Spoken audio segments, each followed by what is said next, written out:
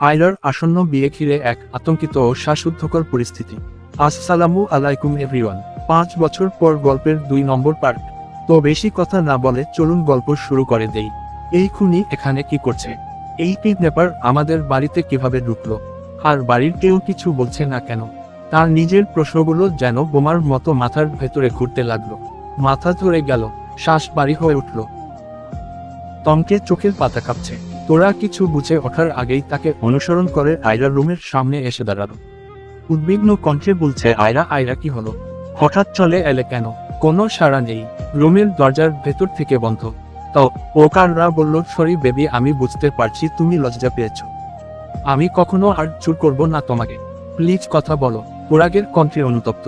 আয়রা তোরাগের কথা শুনতে পারল না। সে ততক্ষণ হাঁপাতে হাঁপাতে মেঝেতে বসে পড়েছে। দাঁড়ি, তার নিঃশ্বাস বেড়ে গেছে, বুকের ভেতর ধরফর করছে, আতঙ্কে ঠোঁট শুকিয়ে গেছে। তোরা বাইরে থেকে চিৎকার করে উঠল, আয়রা প্লিজ রেসপন্স করো আয়রা। ভেতর থেকে কোনো সাড়া নেই। হঠাৎই আয়রার শরীরে ভার রাখতে না পেরে ধপাস করে মেঝেতে লুটিয়ে পড়ল। তোরা বাইরে থেকে ডেকে যাচ্ছে, আয়রা প্লিজ রেসপন্স করো আয়রা। তোরা যখন বুঝতে পারলো আয়রা কোনো সাড়া দিচ্ছে না, তখন আর নিজেকে সামলাতে পারলো না। বাইরে চিৎকার করে উঠল, দয়া করে কে ও আসুন প্লিজ, কেউ দরজাটা ভাঙুন, হেল্প মি। তোরাগের চিৎকার চেঁচামেচি শুনে কয়েকজন প্রহরী ছুটে এলো। এক মুহূর্ত দেরি না করে সবাই মিলে একসাথে ধাক্কা দিল। খাস করে দরজা ভেঙে খুলে গেল। ভেতরে ঢুকে সবাই স্তব্ধ। দাঁড়ি, মেঝেতে নিথর দেহ পড়ে আছে আয়রার। তোরা ছুটে গিয়ে হাঁটু গেড়ে বসে আয়রার নিথর দেহটা কোলে তুলে নিল। মুখে হাত দিয়ে ঠান্ডা কাল ছুলে বলল, আয়রা আয়রা চোখ খুলো প্লিজ। আমি তোমার, তোরা প্লিজ। কোন উত্তর নেই। তোরা আয়রাকে বিছানায় শুয়ে দিতে গিয়ে দেখে মাথার পিছনে এক গভীর আঘাত। রক্ত নিঃশব্দে গড়িয়ে পড়ছে চুল ভেজে বালিশে। তোরা আর এক মুহূর্ত দেরি করলো না। আয়রাকে কোলে করে রুম থেকে বের হলো। আয়রাকে কই নিয়ে যাচ্ছ তোরা? কি হয়েছে ওর? রাহেনুর বেগম ছুটে এলেন। মেয়েকে এমন অবস্থায় দেখে তার পা থেকে যেন শক্তি সরে গেল। কাঁপা কাঁপা হাতে আয়রার চেহারা ছুঁয়ে দেখলেন। সাথে সাথে চোখের কোণে থমকে থাকা অশ্রু তার গড়িয়ে পড়ল। পাশেই দুই বোন সাইরা আর নাইরা কান্না ভেঙে পড়ল। আমাদের আপুর কি হয়েছে? ওর মাথা থেকে রক্ত কেন বেরোচ্ছে? কে করলো এমন? কেউ কিছু বলতে পারছে না। আর ও মুখে কোন উত্তর নেই। বিয়ে বাড়ি হাসি আনন্দমোহ দীর্ঘ উকার ওতে স্তব্ধ হয়ে গেছে। ডেকোরেশন, গান, আলো সব নিঃশব্দে থেমে গেছে। চারপাশের আতিথ্য ব্যস্ততা মুছে গিয়ে জায়গায় করে নিয়েছে এক আতঙ্কিত স্তব্ধতা। সবার মুখে একই প্রশ্ন, আয়রার কি হয়েছে? বাড়িতে আলতাফ চৌধুর, দীর্ঘ ইকার, আলিফ চৌধুরী কেউ নেই। কারোর সঙ্গে যোগাযোগ করাও সম্ভব হচ্ছে না। তারা হঠাৎ করে নেই। তোরা কারো দিকে না তাকিয়ে আয়রার নিথর দেহ বুকের সঙ্গে চেপে ধরে দ্রুত তার গাড়ির দিকে ছুটল। বুকের ভেতর একটা জ্বলন্ত ভয় একার রবল গড়িয়ে বেড়াচ্ছে। তার কণ্ঠ যেন শুকিয়ে গেছে, শুধু বারবার মাথা ঘুরছে। না, আয়রার কিছু হতে পারে না। ওর কিছু হলে আমি নিজেকে কোনোদিনও ক্ষমা করতে পারবো না। গাড়ির দরজা খুলে আয়রাকে তুলে বসালো তোরা। পিছন একার বসলেন রাহেনুল বেগম, কাঁপতে থাকা দুই মেয়ে সাইরা ও নাইরা। তোরা কোন সময় নষ্ট না করে গাড়ি স্টার্ট দিল। চোখে এখন তার একটাই গন্তব্য, হাসপাতাল। আয়রাকে নিয়ে এখন সবার মুখে উদ্বেগ, ফিসফাস ফোন কল, অশান্ত পথ চারণা, সব মিলিয়ে যেন বাড়িতে এক অদৃশ্য ভয়ের আট প্রতীক্ষা কাঁপছে। আর ওই দিকে সায়ন, সে যেন সম্পূর্ণ অন্য জগতে, একেবারে একা, নিঃশব্দ, অনুভূতিহীন, কেমন যেন এক ভিমরুমে ডুবে থাকা মানুষ। চোখের মুখে নেই কোন চেনা আতঙ্ক, না আছে কোন হাহাকার। এক অন্যরকম ক্লান্ততা, তাচ্ছিল্য শুধু তাকিয়ে থাকে সামনে, যেন এই পৃথিবীতে কিছুই তার মাথায় ব্যথা কারণ নয়। এখন পর্যন্ত কেউ একটা রুম দিল না আমাকে, সে বলল খুব শান্ত কণ্ঠে। তবে ঠক ওকার চন্দ্রবিন্দু টের কোণে তীক্ষ্ণ এক তাচ্ছিল্যের হাসি খেলে গেল। কোনো ব্যাপার না, আমি নিজেই ম্যানেজ করে নিতে পারবো। কেউ কিছু বলার আগেই সায়ন নিজের ভারী লাগেজটা কাঁধে তুলে নিল। একটা নিঃশব্দ পথচারণায় সে এগিয়ে গেল ছাদ একার দিকে। সিঁড়ি পেরিয়ে ছাদে উঠে দাঁড়াতে হালকা ঠান্ডা বাতাস চুলগুলো এলোমেলো করে দিল। চারিদিকে নিস্তব্ধতা, শহরের কোলাহল নিচে থেমে গেছে। মাথার উপর আকাশ চলাচল করছে।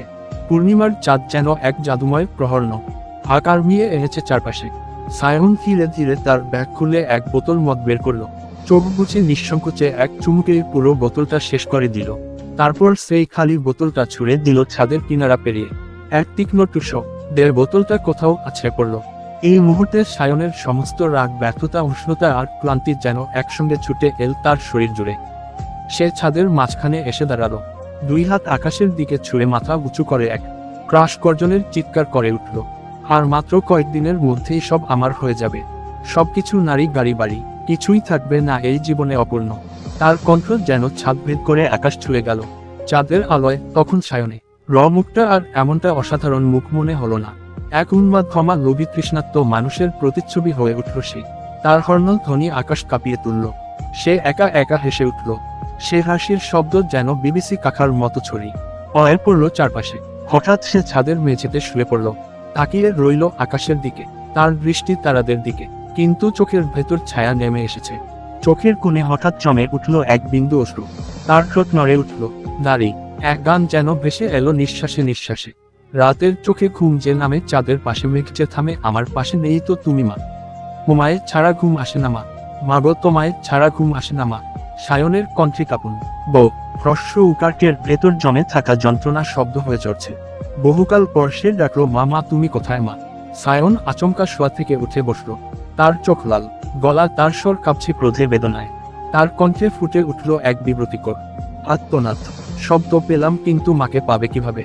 কে দিবে আমার মাকে? এই বলে সে তার দুই হাত নিজের মাথায় এক একের পর এক আঘাত করতে লাগলো। চুল ছিঁড়ছে, মুখ কাঁপছে। দ্রুত সে এক আত্মবিধ্বংসী চেহারা নিচ্ছে।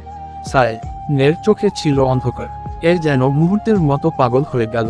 মা, মা কই তুমি? তার কণ্ঠ খেড়ে চিৎকার, ছাদের নিস্তব্ধতা ফেটে গেল। ঠিক তখনই ছুটে এলো দুইজন প্রহরী। তাদের চোখে বিরক্তি, মুখে অবজ্ঞা আর হাসি। এই পাগলার বাচ্চা এরকম চিল্লাচিল্লি কেন রে? আর একবার চেঁচামেচি করলে একদম ছাদ থেকে ফেলে দিব। সায়নের শরীর থমকে গেল। সে যেন কিছু একটা গভীরে তলিয়ে গেল। তারপর ঠান্ডা স্বরে প্রশ্ন করলো, আমার মাকে দেখেছো তোমরা? প্রহরীরা হেসে উঠল কর্কশভাবে। পাগল নাকি রে তুই? তোর মাকে আমরা কিভাবে দেখব? সায়নের চোখ ছলছল করে উঠল। চোখ জোড়া যেন রক্তের ডুবে যাওয়া মোমবাতির মতো। দেখনি তোমরা? দেখনি কেন? দেখনি কেন? এই চিৎকারে যে না ঝাঁপিয়ে পড়ল প্রহরীদের উপর। কিন্তু অতিরিক্ত নেশায় তার শরীর নিস্তেজ। দুই প্রহরী বেথম মারতে লাগলো সায়নকে। এক লাথি, এক ঘুষি, আরেকটা ঘুষি। সে পড়ে গেল ছাদের এক কোণে, রক্ত ভেজা ছুটে। তখন কেবল সেই শব্দ, মামা তুমি কই? তারা বুঝতেই পারেনি কার উপর আঘাত করছে। ঠিক তখনই ঘন অন্ধকার থেকে উদয় হলো দুটো ছায়ামূর্তি। মুখে কালো মাস্ক, শরীরে ঢাকা কালো পোশাক, নিঃশব্দ নিষ্ঠা। তারা এসে ঝাঁপিয়ে পড়ল প্রহরীদের উপর। এক মুহূর্তেই বদলে গেল দৃশ্যপট। প্রহরী দুজন কিছু বুঝে ওঠার আগেই চিৎকার করে পড়ল পাশের ডুবায় সেই দুজনের লাথিতে। ছাদ আবার নিস্তব্ধ। রক্তাক্ত সায়ন পড়ে আছে মেঝেতে। তার ঠোঁট নড়ে নড়ে সেই চেনা শব্দে, আমার মা কই? কেউ কি দেখেছো আমার মাকে? এনে দাও আমার মাকে। মাস্ক পরা ছায়ামূর্তি দুজন কিছু বলছে না।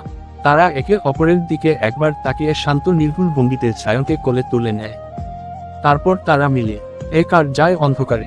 সেখানে শুধু একটাই প্রশ্ন বাতাসে ঝুলতে থাকে, মা তুমি কোথায়? রাত 11টা। চৌধুরী বাড়ির রাজকীয় ড্রয়িং রুমে যেন যুদ্ধ অবস্থা। দেয়ালের ঝাড়বাতি আলো ঝলসে পড়েছে ঝলমলের সুপার হাতুড়ে। কিন্তু ঘরের বাতাসে স্পষ্ট টের পাওয়া যাচ্ছে অস্তিত্ব, তার গন্ধ। আয়রার বিয়ে নিয়ে শুরু হয়েছে তীব্র তর্ক বিতর্ক। এক পক্ষ দুর্বলায় বলছে সব আয়োজন সম্পূর্ণ, কাল সকালের বিয়ে। অন্য পক্ষ থামাতে চায়। এই অবস্থায় মাথায় নুকতা ব্যান্ডেজ নিয়ে কোনো সাথে বসবে, এটা কি সম্ভব? চারপাশে শোনা যাচ্ছে ফিসফিস, উদ্বিগ্ন মুখগুলোতে দুশ্চিন্তার রেখা। ঠিক সেই মুহূর্তে বজ্রনীর হাতে গর্জে উঠলেন আলতাফ চৌধুরী। চৌধুরী বাড়ির প্রধান। চার এক কথা আকার নেই শেষ কথা। থামো সবাই। তার কণ্ঠে ছিল শাসন, ছিল অভিভাবকের দৃঢ়তা। এই বাড়িতে যা সিদ্ধান্ত হবে তা আয়রার মুখ থেকেই হবে। সে যা চায় সেটাই হবে। ঘরের প্রতিটি মানুষ থমকে গেল। নীরবতা যেন জমে উঠল বাতাসে। সব ও কার্খ খুলে তাকালো আয়রার দিকে। আয়রা উঠে দাঁড়ালো। সুজা বাবার দিকে তাকিয়ে বলল, আব্বু আমি চাচ্ছি বিয়েটা এখন, এই মুহূর্তে হোক। ঘরে হঠাৎ করে যেন কেউ নিঃশ্বাস দিতে ভুলে গেল। দাদি মেহেরজান বললেন, এই মুহূর্তে বিয়ে? কি বলছো তুমি আয়রা? আয়রা তীর কণ্ঠে কিন্তু দৃঢ় আত্মবিশ্বাসে বলল, হ্যাঁ এই মুহূর্তটাই পারফেক্ট। আমার মন বলছে আগামীকাল কিছু অঘটন ঘটবে, তার আগেই বিয়েটা হয়ে যাক। তোরা ধীরে ধীরে এগিয়ে এলো আয়রার দিকে। তার চোখে চিন্তার ছাপ, কপালে ভাঁজ। নরম কণ্ঠে বলল, আয়রা তুমি আছো অসুস্থ। এই অবস্থায় কিভাবে বিয়ে হবে বলো? মাথায় ব্যান্ডেজ, শরীর দুর্বল।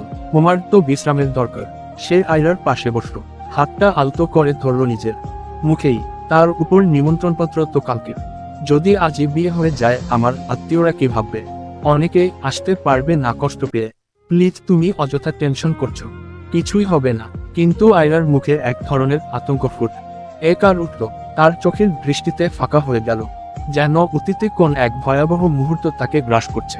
কাপা কণ্ঠে ফিসফিস করে বলল, না হবে, অনেক কিছু হবে। আমি তার চোখে মুখে সেদিন সেই রাতটা দেখেছি। বিশ্বাস করো তোরা, সে এমনি এমনি আসেনি। সে আবার আমার কাছ থেকে কিছু কেড়ে নিতে চাই। সে আবার আমাকে, আবার আমার সাথে। কথাগুলো অস্পষ্ট হয়ে গেল। হঠাৎই আয়রার মুখ ফ্যাকাশে হয়ে গেল, চোখ উল্টে গেল উপরের দিকে। আয়রা তোরা চিৎকার করে উঠল। আয়রা ধপ করে তোরাগের বুকে পড়ে গেল। হুঁশ হারিয়ে ফেলেছে। সবাই বুঝে গেল আয়রা এখনো পুরোপুরি সেরে ওঠেনি। তার শরীর যতটা দুর্বল তার চেয়ে বেশি অসুস্থ তার মন। তোরা ভীষণ উদ্বিগ্ন হয়ে আয়রাকে ডাকতে লাগলো। তার গলা যেন কাঁপছিল, আয়রা আয়রা, কিন্তু আয়রার কোনো সাড়া ছিল না। তার চোখ বন্ধ, শরীর অসাড় হয়ে পড়েছিল। তোরাগের মনেও এক অজানা আতঙ্কিত মিশে গিয়েছিল। কিছু একটা খারাপ ঘটেছে, অথচ সে কিছুই বুঝতে পারছে না। চলবে। গল্পটি কেমন লাগলো অবশ্যই কমেন্টে জানাবেন। ধন্যবাদ।